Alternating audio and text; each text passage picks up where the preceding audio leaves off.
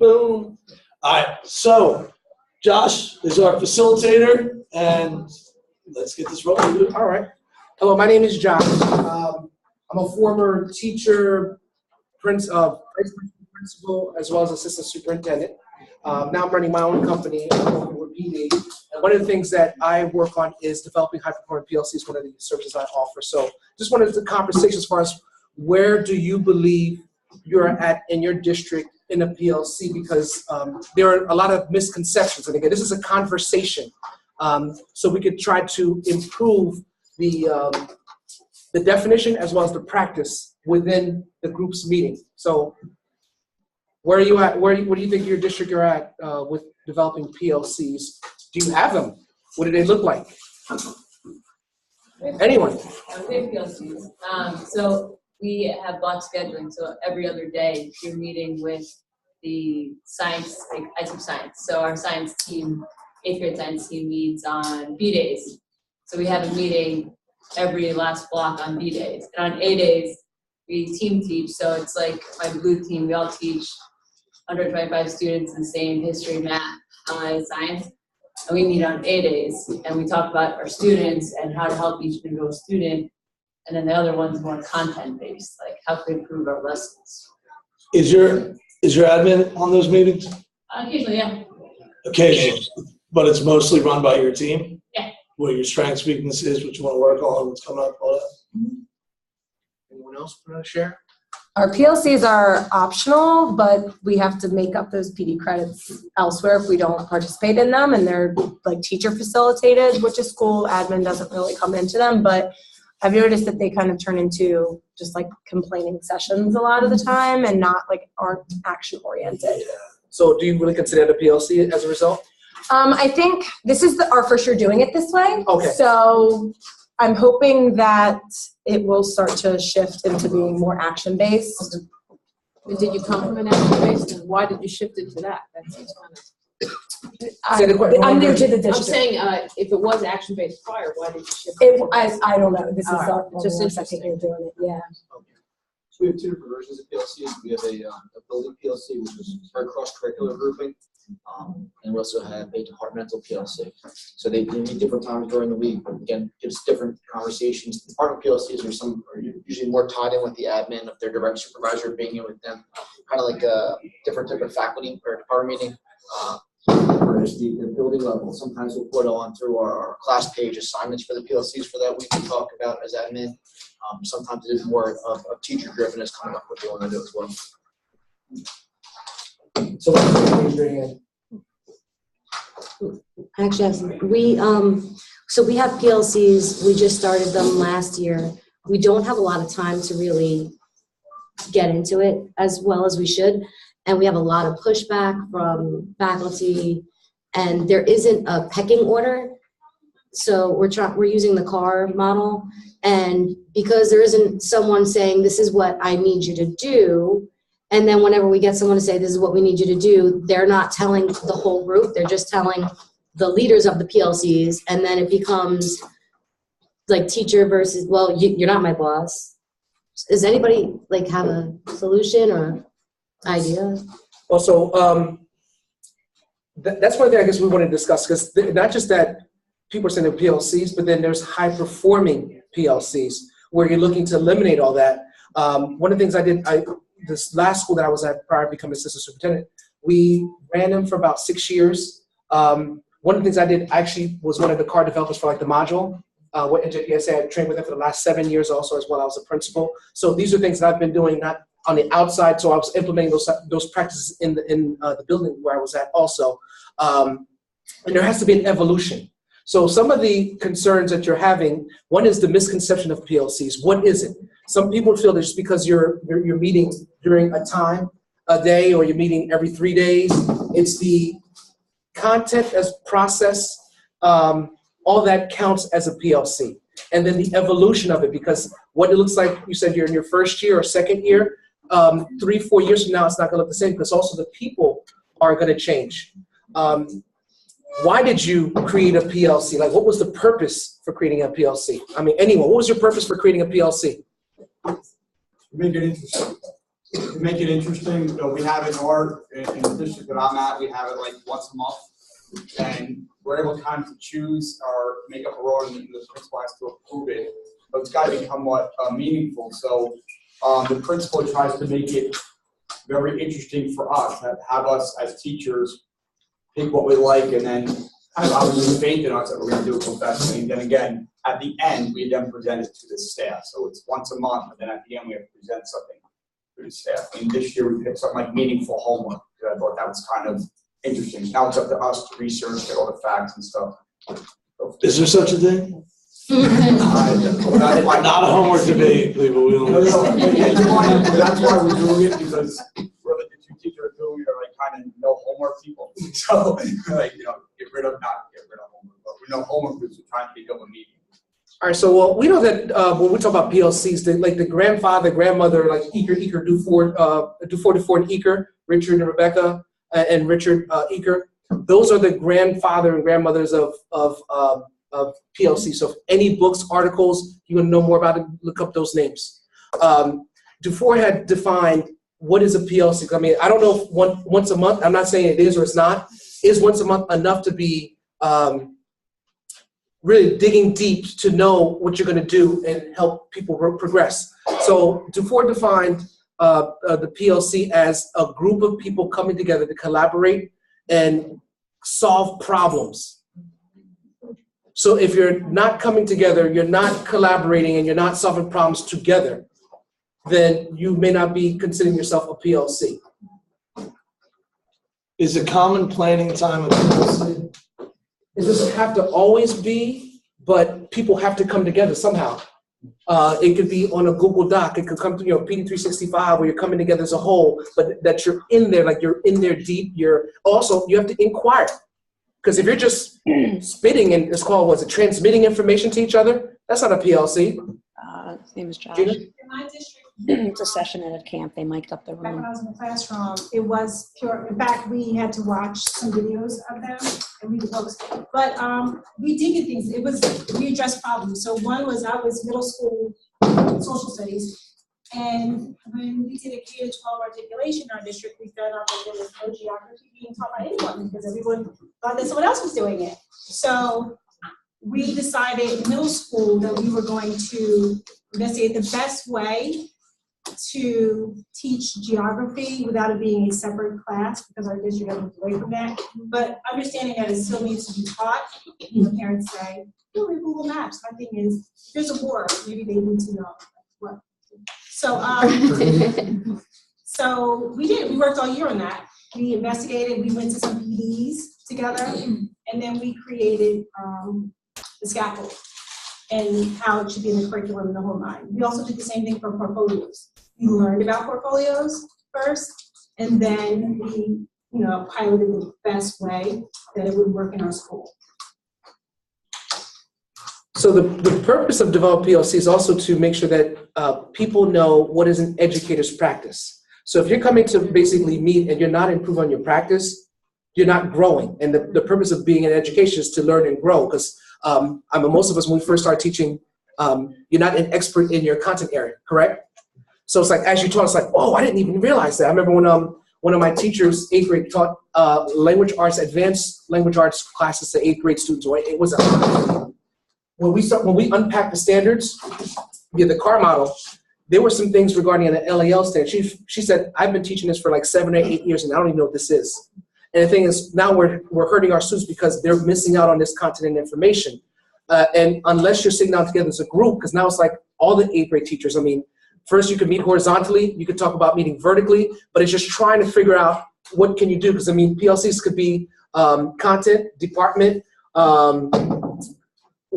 grade level? It's so many different things. And as you continue to realize more of the concerns or challenges, let's call them challenges, you're coming together as far as trying to figure out. So one of the things that you guys meet every other day, I remember my school leadership council met and said, you know what, we need to meet more than every other day. We need to meet every day. So then it met, each grade level met as a whole horizontally. Then they said, you know what, we want to start meeting vertically. So all the language arts teachers can meet, 6, 7, 8, the math, and They met together, worked it out, the schedule, and the committees for the schedule. That's a PLC because they really wanted to bring it out to work for the school. They met, we made it happen. When you're looking at data as a whole, maybe through your park scores, now you're looking at the subsets of, your item analysis tasks, and you realize that some things are short than others. When you get a team to look at it, and they're saying, you know what, these are certain areas that we're probably not teaching as a whole, as a theme, and we need to teach as a theme. That's a PLC coming in to decide all that. So one of those things that I think is important that we haven't really touched on too much that doesn't address that problem of you get the people in the room and they don't know how to work together to solve the problem. Like, yeah, we definitely need to focus on solving problems and making ourselves better. But you put 5, 6, 10 people in a room and all of a sudden it becomes, oh, can you believe this or this happened? And all of a sudden you're derailed and your 45 minutes or hour are gone and you spent the time and did nothing. Well, one of the things I found really effective was, yes, it's definitely important that you care about the topic that you are focused on. So having some stake in that problem you're trying to solve, but also coming together as a group before you even start anything else and establishing, who's responsible for what parts of this, the leadership of this group, and establishing what are your norms going to be? How are you going to function in this group? What happens if you start to derail? Who are going to make responsible for turning that around? What do we do that's going to make that better? So one of the things my group did was we just picked something really silly. So like all of us had little puff balls, like little snowballs type puff balls. And when we started getting off track, we just started snowball fighting. And we had 30 seconds to throw snowballs at each other. And then we're done. Like once it was over, we were laughing and it was over. We moved past our ridiculous thing. And then we moved forward. Got back to what we were, right. Well, what were we talking about? All right, let's go back to this. Just to get to get some clarity on how are you going to maintain the focus of this over time, because to produce something to come to a solution to a difficult problem in the school is going to take time. It's going to take some direction. It's going to take working together. And if you don't have some established norms and some understanding of what's going to happen and who's going to do it, you're going to fall apart. You're going to derail. So I think that's really important. So whatever, I mean, I don't want to dominate. I can tell you what I could do, but what I've done. But has anyone have any, I guess, things that your school has done to work on the hierarchy or facilitation of the PLCs? That's very important, as Brian and Melissa had stated. If you step into a PLC or a meeting and there is nothing established as far as who knows what steps has your school or district taken to help facilitate effective, high-performing PLCs? We have fake PLCs. You have fake PLCs? Like my admin runs the PLC. Okay. So they get together once a week during specials. Specials never get PLCs. They get together in a room, admin directs it. So that's not exactly the best thing that we want going on there. You want to hear what I did? All right, so one thing I did was when I first came into the district, I looked at, I took a lot of stock from everybody.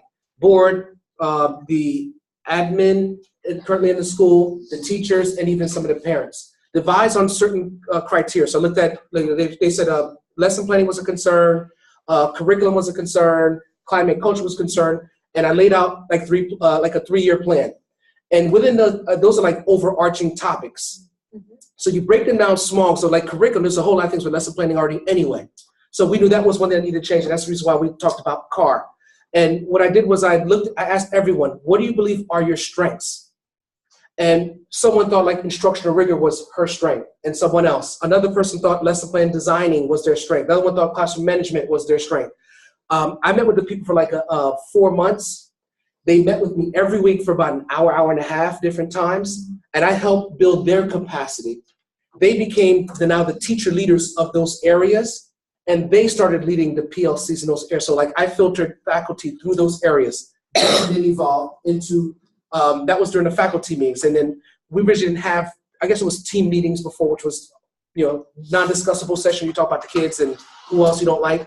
Then we evolved into focus PLCs, because now in my second year, I devised instructional focus, looking at data, revising curriculum. We talked about we started videos, watching videos, then evolved into book studies. And eventually, even this teachers started walking to each other's classrooms, but that was something that had to be evolved over the culture.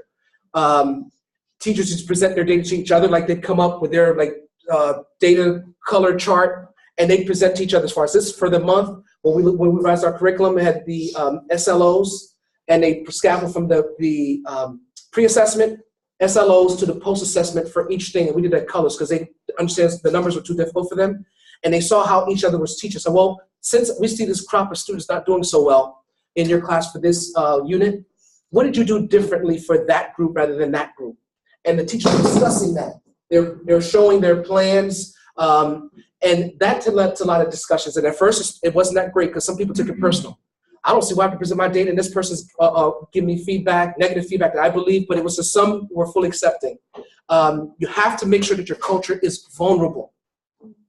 If you're not willing to be vulnerable, it will not work. So that's one thing you put it out there, and then that one person who wants to be that risk taker and say, you know what, I don't care because I'm looking to grow, that's what you start with. You mean the person with tenure? No, because actually the person who started with me was non-tenure. It was just before I got it. People thought she was the goody two-shoes. And I was laying out, I let everyone know, this is my vision for it, this is what I want to do. And she said, I bought in, I want to do it all.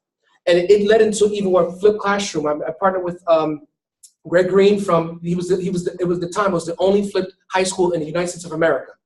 And one teacher, I put it out to the entire staff, she did it. The next year, she worked with him and someone else. 97% of her students performed proficient on it was NJS at the time. Everyone found that out. They were like, what are you doing? I want to be part of it. So 50% of the staff want to do it next time. Now they took the PLCs even more seriously. It's just because people want to be part of success, but it just takes one person to want to do it. And again, you're taking a lot of different risks because one year maybe the PLCs looked one way and they had to change, evolve to another way. And you have to be vulnerable, open, and when the staff really wants to do it, they're going to start now bring up different ideas like, oh, that didn't work, but I want to try something different. I want to do this with my kids. And even in our evaluations, I used to put, go see teacher lead on so-and-so. The teachers, because Renee and I worked in the same district, it was Roselle. The union was a big issue. Working after school, all that stuff, I had not one problem. My teachers begged for it. I want to be a PLC leader this year. And they did it absolutely free. They met with me every month. We laid out the vision for the year and each month what's being taken. So I have calendars, everything. I can show you all how it was led. And I always refreshed every year on revising the curriculum, analyzing data, develop high-performance PLCs. Like for the month of September and October, I personally presented because that's what my niche was. And then from there, because I meet with the PLC leaders, I said, this is our calendar, this day, I want, 3 days of PLCs. I want you to all look at modeling, revising curriculum. I want a day that you guys are going to do maybe 2 days on the book study. So one teacher would read the books before we start, create questions, and the PLC district to discuss it. So when they would do walkthroughs, the teachers created 3 different walkthrough tools. They revised on their own. And then that was a union issue at first, but when they realized it was not a value, the teachers wanted it, union couldn't say anything to me. And we were the only building in the entire district that was doing that. That also led to technology. It was 6 schools in our district. We had more technology in our one building because of just the creativeness, and in our one building, the entire district combined. So that was through the Talent 21 grant. It was a lot of different things that teachers were just hungry for it. And it just starts with just one person. And that's where, even after I left, it continued. And that's where we're talking about high performing, where it's sustainable. Those teachers say, this is how we do it. So no matter who comes in, come here, this is how we do it. And then laying it out. There's continually revising. You had your hand raised. So I'm currently leading PLCs in my building. But the problem with the way the PLCs are kind of viewed, and I'm not sure what the discussion was before I came in, but they just see it as extra work. So how do you get those students, like those teachers, because obviously I don't want to lead 6 meetings on Wednesdays, which is what ends up happening. How do we get them to buy in and understand that, it's all about the buy-in, that, this is good for you and good for everybody else that you're working with. When they look at PLCs, they kind of come to our meetings and they're like, okay, what do we owe you and when is it due? And it's like, but it's all trickling down from the top. I'm not running PLCs the way I want to run PLCs. PLC stands for Professional Learning Communities, but what it ends up being is, here's the data, here's the graphic organizer, here's your tailored instruction plan, I need it by Wednesday. I sent out an email saying that and inviting them to EdCamp, at the beginning of the week. But how do I get them to now say, let me take over? 2 things. Call me. And Okay. second thing is, I'm in Newark. I'll be there. And your leaders need to, your district as well, or at least the school leader needs to be on board. If they're not on board, it's going to be difficult. You're in Newark? So- I'm in Newark, yeah. Yeah, there's a huge disconnect I found from Newark. There is. Today. Well, I don't want to talk negative. From here, from the teacher to the leader right above the teacher, and then they're good from that leader above the teacher to up top. It seems to be Because I'm philosophical I'm a difference. coach, so I'm not a teacher, I'm not an admin, and it's like I'm in this kind of, like a buoy in the ocean, just. I think one of the things, but one of the things that I would say is if you're trying to lead PLCs and you're not getting any buy-in, maybe find out what do the people need? Like, what do they think they need to get? Because one of the things that I think, John? Yeah. That John mentioned was, they picked the thing they wanted to focus on, the problem they wanted to solve, the learning they wanted to get at.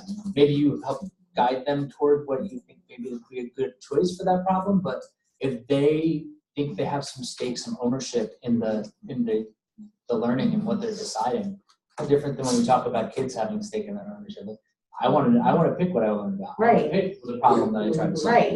And sometimes, a lot of times, we just say, here's something you need to figure out. And that's why it feels like we're work. You're just handing them stuff to do. Right. I'm not saying you're doing that. I'm just saying that in general, we tend to get things rather than choose to take things on. I was gonna say, actually, piggyback on what you said, like, it's about the culture. So if that isn't part of being empowered, if not empowering teachers is not part of the culture, it is gonna feel like putting the square in the round. You know what I mean? You have to build in those structures and strategies. It can't be like just one and done, or just even for this one thing. Across the board, the initiatives in your building should support empowering teachers. I think that's there, but there's so much else that has to be done by a certain time and date and for review, that it's like, well, this is the only time that you have with your teachers that you get it done now in this 45 minutes. Otherwise, you're not going to see them for another week, if not two. Yeah. So one thing is, how can your leader or someone else make it seem that whatever you're doing is not extra, everything's inclusive? And that's one thing that I believe it helped everyone. Like, yes, you're doing the SGOs, but SGOs, if it's already embedded in your curriculum, the data's already there. It's like inclusive. It's not something new. So when it seems compartmentalized, that's why it's something else. Like PLC is a requirement according to CUSAC, but because some people seem like a checklist. But if you're doing it and you're growing, it's like, that's what we're supposed to be doing anyway. So and I love it. Right. So that's the thing. Is the culture, as Regina said, it has to end up being the culture. It has to come from the school leaders, where they're saying, like, we're energized. It's nothing new. This is what we're supposed to be doing anyway. We weren't, and we're just catching up. So that's the message that needs to come across. Eventually, it should make your life easier. It will. It will. Right. It will. As a teacher in your department. Right.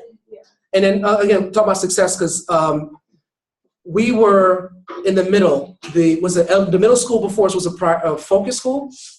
We were nothing. We came out as failing status in 1 year, and the high school was a priority. 1 year, and soared every year from there. Every single subgroup, everything kept improving every year in the one school. And it's just an example. Everyone wanted to be part of the success, and it just kept evolving. But it had to be the continuous message. And then sustainability, regardless of who comes in, who leaves, this is how we do it. I'm sorry, where are you from? Where do you work now, is what I meant. I run my own company now, Oh. professional development, with this stuff. So I go and train principals and school leadership councils on this. Are you afraid? Oh, come on. I have my card. Are there strategies to keep the PLC like in a positive action focused direction, like to problem solve or like Yes. that kind of thing? Yes, and it's through this. When you establish like a theme, instructional focus, as people start deviating, you can say, look, this is our focus, and you keep coming back to. It's going to be hard at first because people are not accustomed to it. Because when you talk about culture, when you say that this is how we do it, that determines your culture. This is how we do it. I could say in the school that we were in the same district, but prior to that, we worked together in the same school, Dr. Felice and myself. And one way that I know my first year as a VP, the school was totally against me and everything that I had to provide. But one way that I got through that was for them to see that we had to work as a team because the kids were running the roost. It was just total chaos. And I was from Newark. It was in Newark, West Side High. And the kids were running the roost. So getting the teachers on board, offering PCs or meetings about what they felt was important. When we have PCs, there might be something that's burnt, PLCs, when we have them, there might be something burning on a staff member's mind. And it may take the place to a negative. But if you build in the culture, we can ascribe 5 to 10 minutes to this burning issue. But once that time is up, we need to move on to what we're here together and want to gain as a group, as a committee. You don't want to totally ignore the elephant that might be in the room at the time. And there might have been something that has happened, and the teachers want to talk about it. Mm-hmm. So sometimes your PLC, you can give some time for that to happen, and then once that time is over, you can do a parking lot, and whatever else they haven't discussed, they put it in that parking lot, and then you go on. You move on because you know that you're there for a particular goal. And especially when it is something that everyone has agreed upon, that this is where I want to address this is where I want to grow. This is what I want to attack. Can we look at this? Let's improve this and decide to do that together.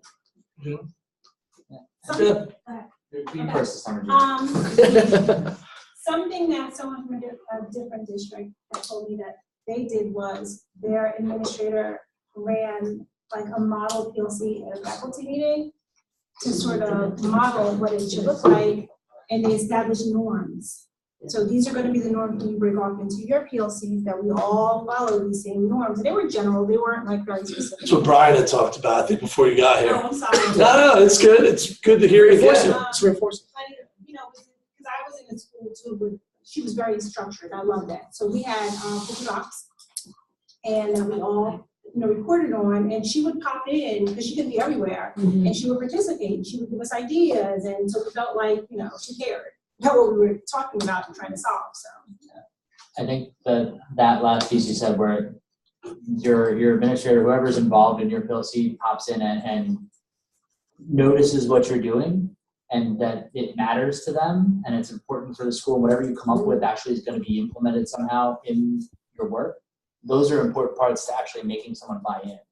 If you don't have that piece, because one, you have the idea that what you're doing is worth your time.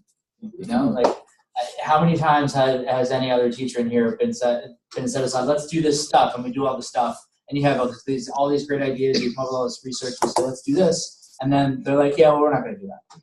Like I literally did a whole bunch of research on something once, and my superintendent goes, yeah, I knew you were going to research this stuff, so I figured I'd come down and get your opinion. So I gave him my opinion. He goes, I just kind of feel like we're going to do this anyway. And I was like, why? It was just why would we even have this conversation? Why did you waste 30 minutes of my day having the conversation? If, I don't mind researching it to learn, but why did we spend time talking about it if you weren't going to listen to it anyway? So I think you presented a thing about accountability. That's what I'm hearing. So before the month starts, when I meet with my team PLC leaders, we create a calendar for the month. So we know, if you meet every Monday, Wednesday, Friday, we know exactly what's going to be presented. Again, I have examples for that for everyone. And then for each meeting, they have to create an agenda. It has to be typed up before, emailed to the staff. Staff already knows when they step in, and everyone had to give me minutes. So they created a binder, and I have examples for everyone also of every single month for the whole year, by month. So before the month begins, everyone knows accounted for the whole month. Of course, things may change, depending on, but for the most part, everyone already knows what's going on, and I get the minutes, and I check the binder every month. At the end of every month, all the binders get to the PLC as far as like if there are missing documents, sign-in sheets, agendas, and minutes were mandatory. I feel like how you have everyone take minutes, because we have. No, one person. Oh, one person. But I get the binder with the minutes that includes everything that transpired during their meeting. So that way there's a secretary. So within each PLC, there's a secretary, there's a PLC leader, and a timekeeper. So that's what kept we have somebody who takes minutes, but I don't think anybody else who's not taking minutes is actually paying attention. Again, that's a culture. Yeah. Or going back to reread the minutes. And that's something that's just what systems can you set in place so each year you're going to improve. I think when we started watching the videos and we used to Peak 360, and I used to make them look at 3 or 4 questions, and I realized people weren't paying attention. That's when we went to the book. Yeah. Now, first it was people weren't reading, then we chose the books that we did for you, like Leader in Me, things that were just encouraging, and people started just, we want to participate. It's just a chapter every month. That's it. So you got to read and come back and eat, 3 or 4 questions. And that was the way to get them going. I do a chapter. And we finished a book in a year. So that was the way to get every staff member to get a book every year. Yeah. And that was the start. And it involved different things. I am in North. Oh, hi. Reunion friends earlier. And I see there's a North, there's a West Side, Rough Riders. Woo, woo, woo, woo. Rough Rider for life. Yeah, it's like the mascot, yeah. So I can appreciate, I'm sorry, what's your name? Me, Justin. Justin, I can appreciate that you recognize that there's a philosophical Uh-huh. and even practical, even Yeah. policy understanding disconnect from levels. I am a social worker by trade, so I am the support staff. And typically they're not PLCs for us, right? Our PLCs are usually like you're just trying to catch up on doing some work or parent calls or all of those task-oriented things. And I'm a very cerebral person, so the task things like I can do with my eyes closed when I want to move into like really moving the needle. How I find now that I'm going from elementary to high school, our PLCs are the time allocated for resorting the cards for cell phones that kids have to distribute. So there has been not one PLC. How do you recommend, and as I'm texting my VP, like, you need to be at the next EdCamp, it's on the 31st. You're not even home. Tell your wife you'll be free, we'll get a couple people who wants this, and it's free. Matter of fact, and I'll bring you some grass and dirt because you're vegan. So how do you recommend support staff? Because data is like my side boo, right? There's my husband, there's a Dallas Cowboys, and then there's data, right? Dallas. I didn't ask you for that. We're gonna. Can we put that in the parking lot? And if you're Giants fan, we're gonna put you in the parking lot. And PLC, how does the support staff? I understand the various kinds of data. How does that become a very constant conversation to really impact student achievement for support staff and designated PLCs? We're not doing like mindless things. So, like your INRS team, they're meeting every single month. There are things, because it's academic, behavioral, as well as medical concerns. And remember, INRS is not even just for students, it's also for teachers. So how you can meet with them, I mean, the social services you're offering to them, resources, support, resources. There's many different things that you can actually support the teacher with. So, and how is your district set up to have support staff PLCs? There's not. Yeah. But we don't have an INRS team. High school. Oh, now it's MTSS now, multi-tiered support systems. That's what. No. Oh. They do not have one. Did you Oh. I'm an INRS person. the entire one. That's standard. Yeah. Our team meets every week. And so and I say that because I desperately see the potential at Behringer. I desperately see the potential. Develop one. You be the pioneer. And I want to, but like I said in the last one, I like going rogue. I do. Then that's what I'm saying. Start it now with a group, Okay. 2 or 3 people, maybe specific grade levels. Your social work, you said? Yeah. Because you can even work with community outreach groups to get them in, look at some of the data and resources that are offered throughout the city. So I started that, but I think my leaders got a little. Everyone's ego strength can't handle that because it seemed like. Well, that's about going rogue. You're gonna behave. Are you tenured? Then go for it. And they do. I mean, the thing is, you're doing it. The main thing for getting a PLC is it's from your heart. It's the right thing to do to help you grow and help kids grow. Ultimately, the reason why we're here is to help children. If anyone's let their egos go in the way, it's not about an ego. It's about the kids. I say I'm for the kids, and this is what I'm going to do. Is this hurting you? Is this taking from time from the school day that's impacting like my job, my role? No, it's not. And once they see the results of that can evolve. And again, what it will evolve to, whatever I say, it's not going to be what it is. It's whatever you and your team decides it will be. But you have to work more of those social, emotional, environmental aspects and get that data and bring it back to the staff, because that's impacting the academic data, the behavioral data, and that's another PLC that you can evolve into. So now you're bringing all the different aspects into one. I mean, that's what you're looking at things as a utilitarian, the greater good for the greater number.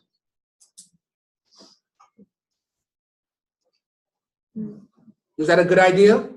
You get me to think on my toes here. I think at an elementary level, I don't know, this is my first time in high school, and I'm wondering if at an elementary level, where I was INRS coordinator, and I was student sports coordinator, and attendance counselor, and so my fingers were on everything. And so I'm pushing into every grade level cohort, because we need to talk about this, and I need to juxtapose this to academic, and this is my at-risk report, and then now we need to do some conversation in your room and in school-wide. But I feel like high school is very different, and this is my first year. And maybe it's just different where I am. I'm just shaking her head, but I'm just, like, the D word has not even come up. Like, no one. Huh? What's the D word? Dad. Oh, what?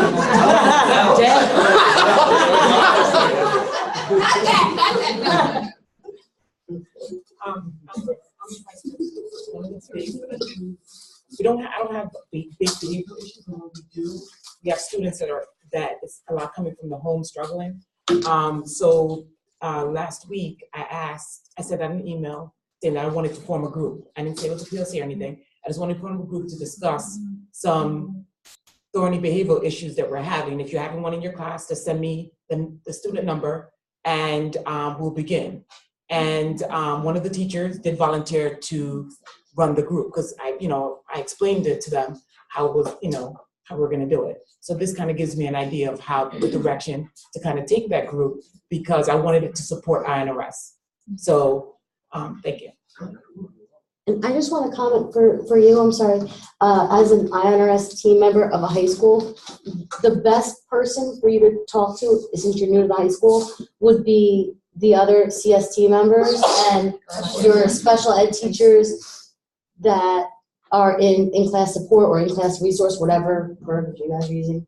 But they know, they know, and usually they're like willing to help. I would reach out to the special ed department. Because the other thing with PLCs is, where do special ed go? Like, I'm special ed. Where do we go? Now, okay, so it's content, all right, the content that I'm certified in, or the content that I'm teaching in, or, it's special ed is a crazy world. So I would love, if there was a cohort for PLCs for that, I'd be all in. So, look at that. And that's exactly true. It depends on how your school's set up.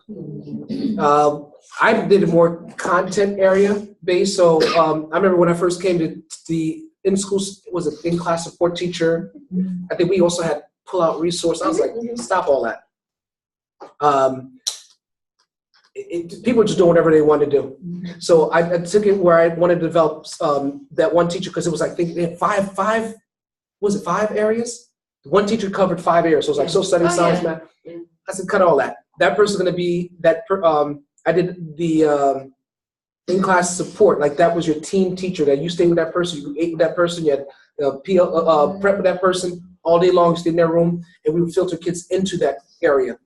So now I can actually not have to worry about pull-out, but I'm developing that teacher in that content area. So that math teacher is going to, math ICS person is going to know math.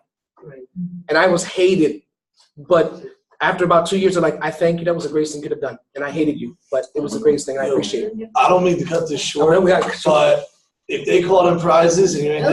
Oh, yeah. This is great. I'll give you my. Yo, connect with Josh. He will hit you up. He will talk to you. He will give of himself. I think they posted the partial price. They posted all the numbers. They post them? Yeah. All right.